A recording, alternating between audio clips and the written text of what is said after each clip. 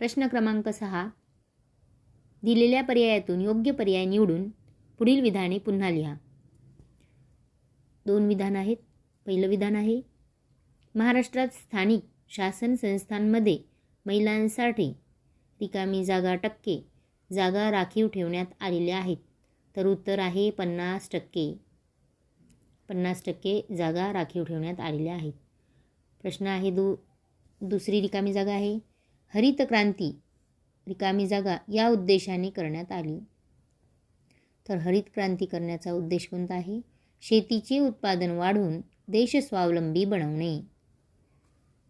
मग उत्तरात काय लिहायचं आहे? हरित क्रांती शेतीचे उत्पादन वाढवून देश स्वावलंबी बनवणे या उद्देशाने करण्यात आली. प्रश्न क्रमांक 7 आहे, पुढील विधाने चूक की बरोबर ते सकारण स्पष्ट करा. तर 3 विधान दिलेली आहे, त्याची सकारण स्पष्ट करायचे आहे ते.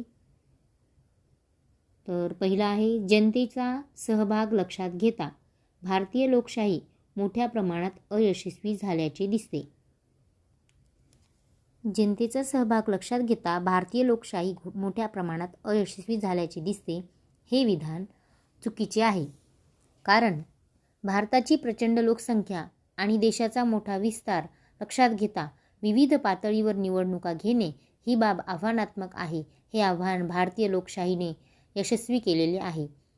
ठराविक मुदतीनंतर देशात मुक्त आणि न्याय्य वातावरण निवडणुका घेणे हे लोकशाहीचे यश आहे.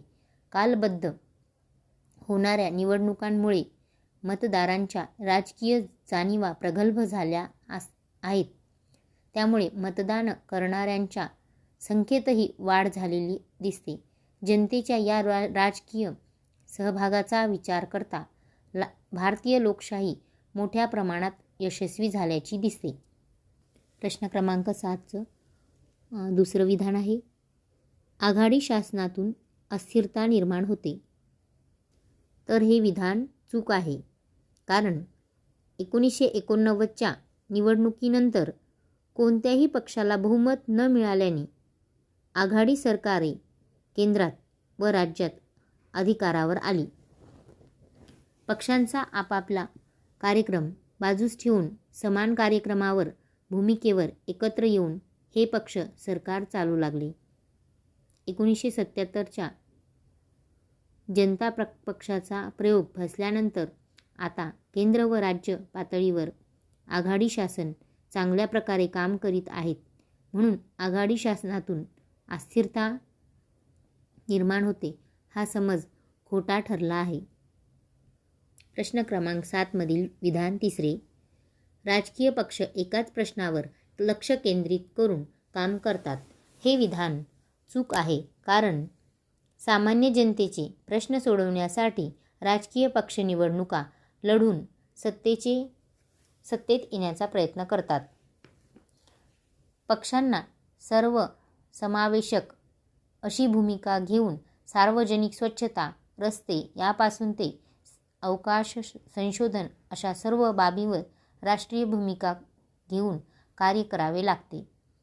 समाजातील मुले, वृद्ध, युवा, मागास, उद्योजक इत्यादी सर्व घटकांच्या विकासासाठीचा कार्यक्रम राजकीय पक्षांकडे असावा लागतो. याचाच अर्थ असा की राजकीय पक्षांना केवळ एकाच प्रश्नावर लक्ष केंद्रित करून चालत नाही.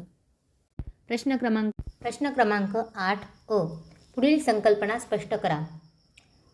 त्यामध्ये 2 संकल्पना दिलेल्या आहेत, एक निवडणूक आयोग आणि दुसरी प्रादेशिक पक्ष. तर पहिली संकल्पना आपण निवडणूक आयोग स्पष्ट करणार आहोत. तर उत्तर आहे, लोकशाहीच्या यशस्वीतेसाठी ठराविक कालावधीत निवडणुकांची गरज असते. या निवडणुका खुल्या वातावरणात घेण्यासाठी स्वतंत्र यंत्रणा असावी. या विचाराने संविधानाने कलम 324 अन्वये भारतीय निवडणूक आयोगाची निर्मिती केली. या यंत्रणेत एक मुख्य आयुक्त व अन्य 2 निवडणूक आयुक्त असून त्यांची राष्ट्रपतीकडून नेमणूक होते. या 3ही आयुक्तांचा दर्जा व अधिकार समान असतात. निवडणुकीच्या तारखा जाहीर करण्यापासून निवडणुकांचे निकाल जाहीर करण्यापर्यंत निवडणुकीची सर्व प्रक्रिया निवडणूक आयोगाच्या नियंत्रणेखाली चालते. निवडणूक आयोगाकडे स्वतःचा स्वतंत्र कर्मचारी वर्ग नसतो.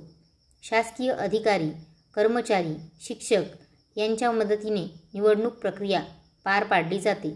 आयोगाच्या खर्चासाठी स्वतंत्र आर्थिक तरतूद केलेली असते. दुसरी संकल्पना आहे प्रादेशिक पक्ष. तर उत्तर आहे विशिष्ट प्रदेशाच्या वेगळेपणाचा अभिमान बाळगणाऱ्या व त्या प्रदेशाचा विकास करण्यासाठी सत्तेच्या स्पर्धेत उतरणाऱ्या राजकीय गटांना प्रादेशिक पक्ष असे म्हणतात. या पक्षांचा आपल्या प्रदेशापुरता मर्यादित प्रभाव असतो. आपल्या प्रदेशाच्या विकासाबरोबरच आपल्या प्रदेशाला स्वायत्तता असावी असा या पक्षांचा आग्रह असतो. आपल्या प्रदेशात प्रभावी भूमिका घेऊन हे पक्ष आता राष्ट्रीय राजकारणातही आपला प्रभाव टाकू लागले आहेत. प्रादेशिक पक्षांचा प्रवास फुटीरता, स्वायत्तता आणि मुख्य प्रवाहात सामील होणे अशा टप्प्यांमधून होत आहे. प्रश्न क्रमांक 8 ब. दिलेल्या सूचनांप्रमाणे कृती करा. पुढील संकल्पनाचित्र पूर्ण करा. महिलांच्या स्वातंत्र्यासाठी व विकासासाठी झालेले कायदे. तर हे कायदे आपल्याला या कृतीपत्रिकेत लिहायचे आहेत. वडिलांच्या व पतीच्या संपत्तीत महिलांना समान वाटा. लैंगिक अत्याचारापासून संरक्षण देणारा कायदा. हुंडा प्रतिबंधक कायदा. घरगुती हिंसाचार प्रतिबंधक कायदा.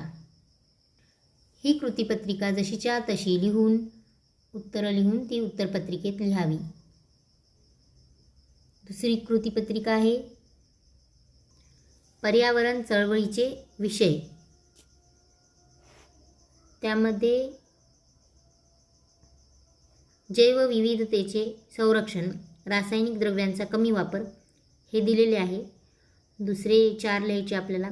पहिल्या याच्यात लिहायचं पाण्याच्या स्रोतांचे जतन. दुसऱ्या याच्यात लिहायचं हरितपट्ट्यांचे संरक्षण. 3 जंगलतोड थांबवणे.